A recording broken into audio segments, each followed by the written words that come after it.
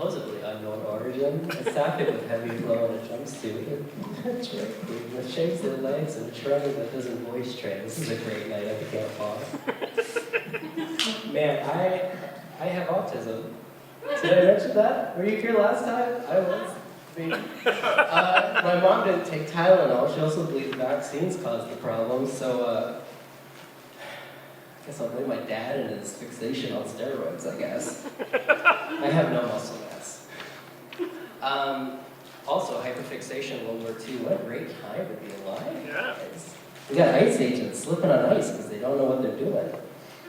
Coming all hokey from Texas, thinking they can run hot shit. Have you noticed the roads haven't been salted in like 2 months? They're bringing 1,000 more of them boys up here just to play around, and it's gonna snow again, and it's gonna be negative degrees. Guys, my tire pressure is dying. I had to get a tire fixed today. They said this hole is in a place you can't patch up, so I had to pay $150. So I walked around in Medina for a little bit with my partner. We checked out the stores that we probably shouldn't have been allowed in Burberry, Tiffany and Co. we didn't even look at. They stepped into Kowalski's and got a smash burger that was overpriced and fries that were surprisingly good.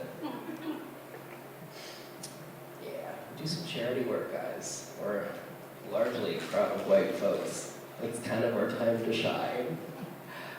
Are you guys ready for it? Are you ready?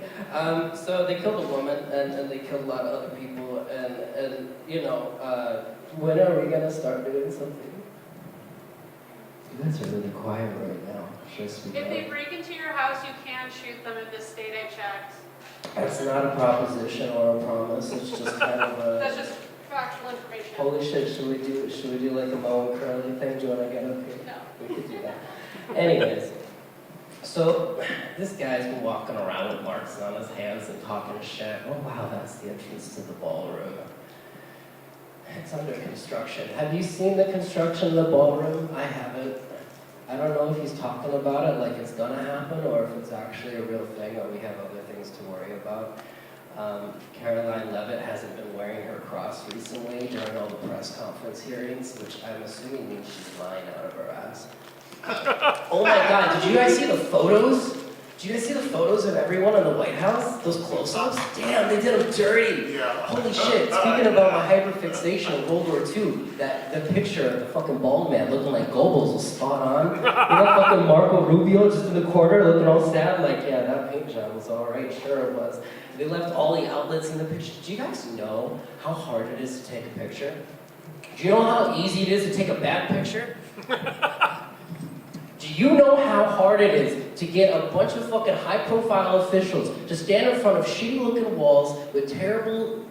The furniture was askew, the blankets were askew, every lighting situation was terrible. Caroline Levitt didn't even have time to cover up the marks of Botox and filler on her face. Guys, this is why they're mad at us. It's because we're making fun of them. All the ICE agents slipping around, and what do we Minnesotans do? We're doing jumping jacks and cheering at them. We're not trying to fight back, we're throwing snowballs and they're saying it's weapons of mass destruction. They're sending 1,000 more guys over here because we're having fun. I'm not going to say it clearly, but you need to make more means. Honestly, when it comes to any time of revolution or standing up against tyranny and fascism, the best order of business is to make fun of them. Every single fucking revolution. We don't have the same decor on the walls in the city. They used to paint advertisements. They used to get posters up. Fucking massive posters. Glorious design. Graphic design students. Anyone in here? Graphic design students? There is like a very long, precarious course that you need to do that is about symbolism and shapes that might offend people. You know, Taylor Swift's whole thing about she's a Nazi now and she doesn't want to speak against all the merchandise and SS symbolism in her stuff. Someone had to design her shit and it looks a lot like Nazi shit. You put 4 of her albums together, you know, the girl that focuses on all the little details, make great Easter eggs. Yeah, she's a Nazi. It's no fucking clue whether or not that she did it on purpose, but her design team did it on purpose. There's no way they did ignore that. So when it comes to graphic design, a lot of these people back then used to make posters and caricatures. You know, they're making Luigi Mangione modeling everybody in these poor pictures. He looks handsome as fuck. It's cartoons, he looks handsome as fuck. P. Diddy looks scared. He looks like he's got botulism in his face, because he's a bad guy. You want to make fun of this guy. He doesn't look great. And all of a sudden, 20 years ago, Puff Daddy, he's a glorious man. Sharon Osbourne, Ozzy Osbourne's wife, oh, she had a crush on the man. There's video footage of her praising and everything, standing in front of her black polywog figures of Aunt Jemima in the kitchen, all, racist stuff. Sorry, Ozzy Osbourne was a legend. I forgot. To be his wife, could do no wrong. I recently had to educate somebody about the cannibalism problem in slavery. Actually, the cannibalism problem in America, it used to be a big deal. There used to be cookbooks about it. There's a whole course of history right there that we just seem to forget about.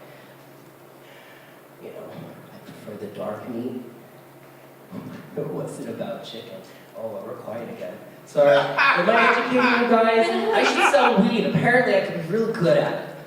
If I buy weed from a guy in a sweater vest and a pantsuit, that's when I know I hit the big leagues. I'm just trying to go out to work in a diner downtown. Don't catch me anywhere else slinging pizza, guys. I'm broke. I'm on a part-time payment. It's been 1 week since I've been completely, so I'm down to for 40 hours a week, talking to tables, sweating my ass off for no reason, trying to get people to laugh and pay me money for bringing them food, which honestly is one of the greatest cons of American society. Coming from someone who's been serving for a while, now I'm serving health food to the same fucking people, but they get a morose ideal to them because there's classical music playing on top of the radio.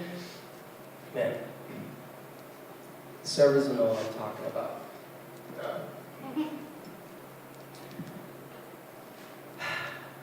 Look, we have a real problem in this society. We're not jerking off enough, and we're not talking about it either. A lot of people with problems need to have more orgasms. I, on the other hand, have a problem having orgasms. Not that I physically cannot, it's more that medically I've kind of taken away the ability. But it is possible. It is very possible. I need to be scared.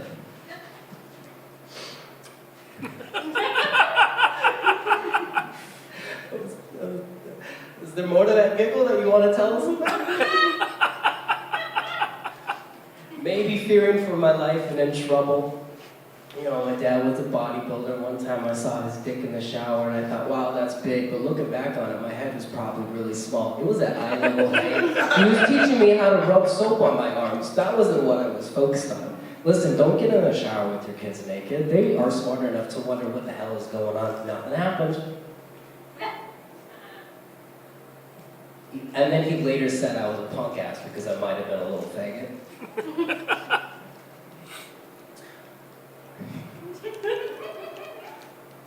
Look, my weed pen died before I even use it tonight. I'm a little tired. I'm gonna say au revoir and happy revolution.